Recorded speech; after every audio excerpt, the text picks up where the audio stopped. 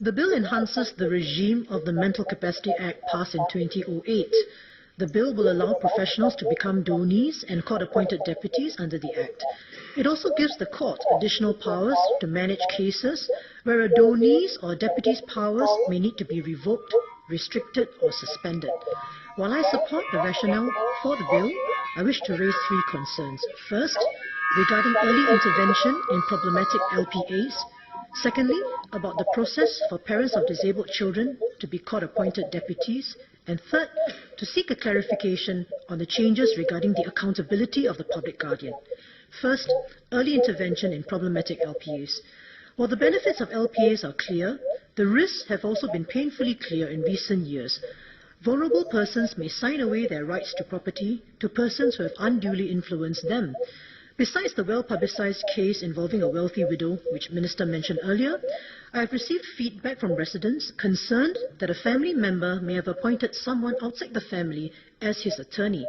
In these cases, it is foreseeable that sometime down the road, when the LPA is activated due to mental incapacity, the attorney and the family may have disagreements and disputes over how the person should be cared for or his properties dealt with. I am not saying that a person is not entitled to appoint someone outside the family as an attorney. Indeed, I totally agree that there may be very good reasons why a person may not want a family member to be his attorney and may not want the family to know of such an appointment. However, currently, all that is needed is for a standard form to be filled up by the person and issued by a doctor or lawyer who may not have any prior knowledge of the person or his circumstances. To illustrate, I am told that under a well-intentioned ground initiative, large groups of heartland residents were organized to make LPAs at the ministry issued by persons who had not met them before. Earlier, the Minister mentioned that the LPA information sheet is being amended to encourage donors to inform loved ones of the making of the LPA. I would like to ask if the default LPA form could retain a question asking the donor if he wishes to notify another person about the making of the LPA. Under the original MCA framework, if the donor named another person to be notified about the making of the LPA, the named person would have an opportunity to object to the registration of the LPA. The objection would then need to be assessed by the public guardian or the court before the LPA can be registered. Such a regime would enable LPAs granted in controversial circumstances to be flagged out early before the LPA takes effect. This potentially prevents the registration of unsound LPAs before the donee takes charge of the properties of the donor.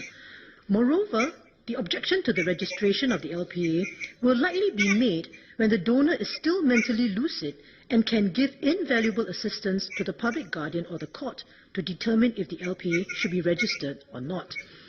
Madam, this option to notify a named person was removed from the default LPA form in 2014. From what I gather, the government did not see the need to retain this feature as it was always open to the donor to notify someone if he wished to. Nevertheless, my view is that it is good to ensure that the donor is always asked whether he wants someone to be notified so that he will direct his mind to that question specifically. If this is adopted, we will still be respecting the donor's wishes. He can decide whether he wants to notify someone else or not. Madam, next, court-appointed deputies. I next move on to deputies who may need to be appointed by the court after a person has become mentally incapacitated. The concern is about the legal costs associated with such applications. The estimated legal cost for such applications is about $6,000 to $7,000, even in the clearest of cases. For instance, parents of mentally incapacitated children need a court order to act for their children once they attain adulthood. It is clear that these parents would continue to care for their children with or without a court order. At last year's Committee of Supply debate, we were told that the Ministry would work with the court to simplify the process and improve accessibility of the court processes and also to reduce the cost to make it easier for the families. It was reported in March last year that there was a pilot project involving law students which enabled costs of such applications to be brought down to about $250. In January this year, the Ministry said it was still working with the family justice courts and mines on how to simplify the paperwork and process in such cases. This review has been going on for many months already. Is the Ministry able to confirm or estimate when this review will be completed? Lastly, Madam, accountability of the Public Guardian. Earlier, the Minister explained the rationale for Clause 11 on why the Public Guardian Board was being abolished. I have a question about Clause 12.